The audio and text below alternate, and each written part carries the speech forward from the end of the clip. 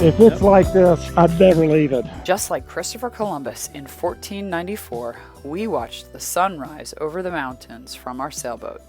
It was Christopher Columbus's third trip to Hispaniola, and while here, he established the town of La Isabela, located a short distance from Luperon. We are off to Puerto Plata to get our PCR test so we can move on to the Bahamas.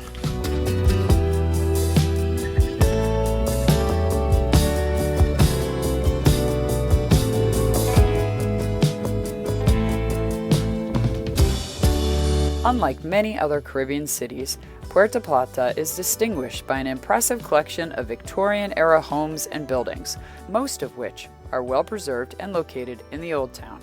There is much debate on the exact year of Puerto Plata's founding, and depending on the historian, it's as old as 1496 and as young as 1506. In his first trip, Christopher Columbus called the mountain Monte de Plata, observing that it had a silver-like appearance, hence the name of the port. 200 years later, the town was depopulated and destroyed to hinder the advancement of English piracy.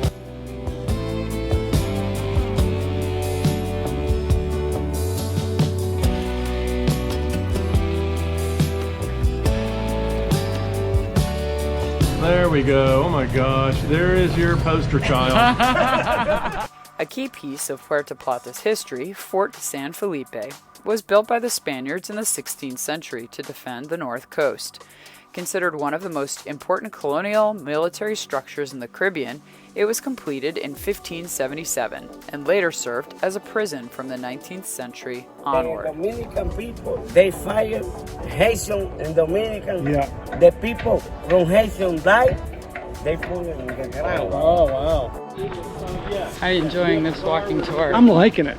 Pedro's a super nice guy, and really this nice. is a laid-back coastal town where no Westerners go. I mean, we're the only gringos here. The island of Hispaniola is split into two separate nations, the Dominican Republic and Haiti. The political division of the island is due in part to the European struggle for control of the New World during the 17th century, when France and Spain fought over the island. They resolved their dispute in 1697 by splitting the island into two colonies. Because here we make blended, because we use Dominican tobacco. Dominican, 7-year-old age. No way. Smells so good. This is Dominican. Dominican and Nicaragua. Oh, these are hard to make. And Connecticut wrapper. Light. Oh yeah, they make some of the best wrappers made in Dominican. Connecticut. Dominican with Brazilian, Cuban wrapper, full body. The Dominican Republic is considered the world's largest cigar producer, but it's not all about quantity, it's about quality. Cigar connoisseurs prize Dominican Republic cigars for their distinctive flavor profile, which is simply richer and more pleasing than any other cigars in the world.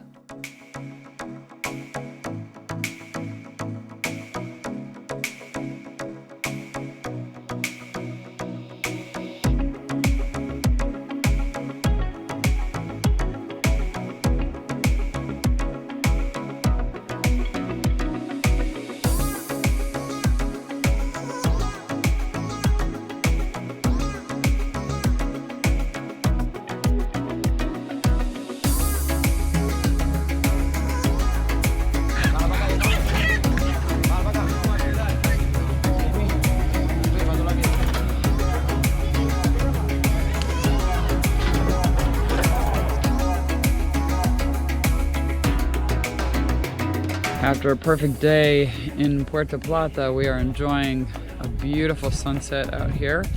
And our friend Bob has come over. Bob is from Texas, and he's regaling us with the history of Hispaniola, and it is fascinating.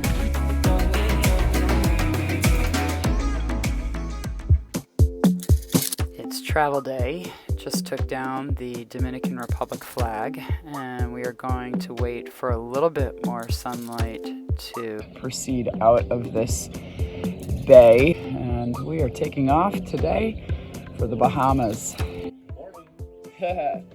yeah, coffee right here.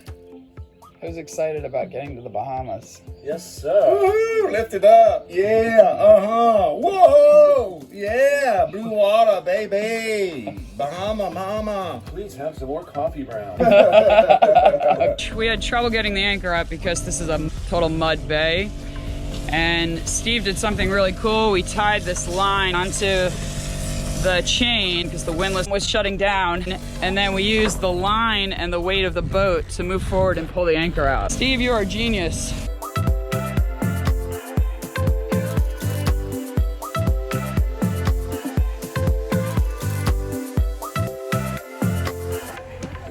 Good morning. Oh, look at them all. Wow. So many. Good morning, guys. Yeah. It is 9 a.m. We're 3 hours off the coast of the Dominican Republic, and the seas, as you can see, are flat. There is zero wind. We've got 7.1 apparent wind, and we are motoring at 5.5 knots, so making our own wind basically, with a heading of 301, and we are buddy boating with Havala, which is up there ahead of us. We've got a 30+ hour trip to Great Inagua, where we're going to check in at Matthewtown. The forecast is no wind for the next 24 hours, so we're going to be motoring yet again. So much for sailing. Losing our sailing skills here. What you doing? Well, we have no idea what we're doing, but we're acting like we know what we're doing. Brown's getting out the worms and gonna start fishing. That's right. I gotta dig them first. And the problem is the ground's about a mile below us. So we're gonna catch some fish today. Look at how nice it is. And we're gonna take advantage of this motoring in these great sea conditions. And Steve's know-how. Hello, on putting together lures.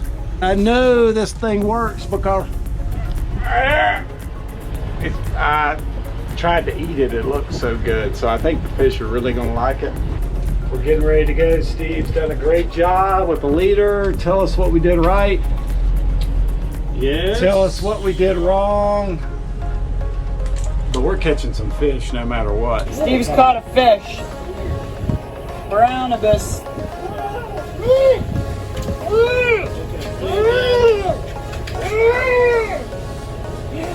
Steve, this is why I never get anything done. First time we've got the fishing lines going out. Someone's excited to catch a fish. We just put the poles in the water and he's already got the... I'm doing air fishing, like air guitar. He's got the belt. He's got the belt on. He's got it going on. Steve won't let me have the pole quite yet because it's got sharp things on it. I might hurt myself. Steve's at the helm. Brian's working on videos. We just did a load of laundry. All good. It's you. Wow, these are advanced laundry techniques. We've caught nothing, though we have been fishing all day. Hopefully we'll get lucky tomorrow. We have been traveling for about 12 hours now, and today we were able to put up the sails and actually do some great sailing, about 7 knots, and then all of a sudden around 6 o'clock, just the wind completely died to nothing. So we've dropped the sails, and now we are just motoring, and we'll motor through the night, which is far more conservative than having sails up anyway. The sun is coming up. It's a beautiful morning. The only downside right now is we've got a huge amount of humidity, and you can see how wet it is here. And that is just the way it is all over, inside and outside. So looking forward to the sun coming up and hopefully the humidity dropping a little bit. It's been really sticky the last few days. We are getting ready with the courtesy flag and then the Bahamian national flag. We're all set, almost there. Super exciting after a 30-hour crossing. to be able to see land. There is Great Inagua and the famous lighthouse. This is the home of Morton's Salt, where the salt is mined, and it also is the home of, I think, 100,000 pink flamingos. And this is our check-in to the Bahamas. And here comes our buddy boat, Jacob and Kurt. We are here in the Bahamas, and I've asked everybody if they want to go in and go for a swim. Nobody's taken the initiative. So business to take care the kid, let it be known that the kid is the first one to go swimming in the Bahamas. Woohoo! Yeah. Is going in to get the final paperwork for us to check into the Bahamas. She is our hero. Steve is helping with the launch, and away we go. And I'm the mouth, basically. I'm the mouth. Look at that water. And there is blown away, waiting patiently to move on to a new spot. I find the customs and immigration process really fascinating in every country. You just never know what you're going to encounter. Today it was in this little house right here, and now I am waiting for the immigration officers to come back and check us. Oh, he's insatiable. He cannot stop. We're in paradise, a beautiful place. But what a better place than paradise to clean. What a great place to clean the boat. I would rather, instead of swimming in this water and doing anything, I'd rather clean the boat. Give me that! Give me that! You can't have all this fun. There's a spot right there. You can't have all this There you fun go. all to yourself. I want some. We are moving the boat to Alfred Sound, which will give us protection tonight from the swell. There was a big swell outside of Matthewtown, and we wanted to get away from that. So we're headed up to Alfred Sound, which is north of the island, which also gives us a great launching pad tomorrow when we head up to Long Island. I'm a little nervous about anchoring in Alfred Sound. The depth is 2 meters, and that's the low mean during low tide, and that just gives us a clearance of about 2 feet under our boat. This is totally unnerving. Oh my gosh. Get used to the Bahamas, right?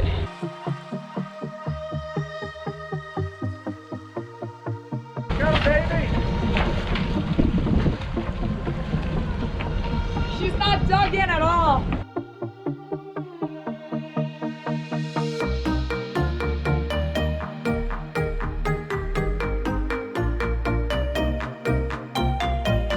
What do you think, honey? This is incredible! So what do you think about our acreage? Beautiful. Couple 100 feet of visibility. Yep. Had to set the anchor twice, but worked. And what about the viz here? Unbelievable. Unbelievable. Crazy. Man, Crazy. the Bahamas is this our first swim. It's not my second swim. If it's like this, I'm never leaving.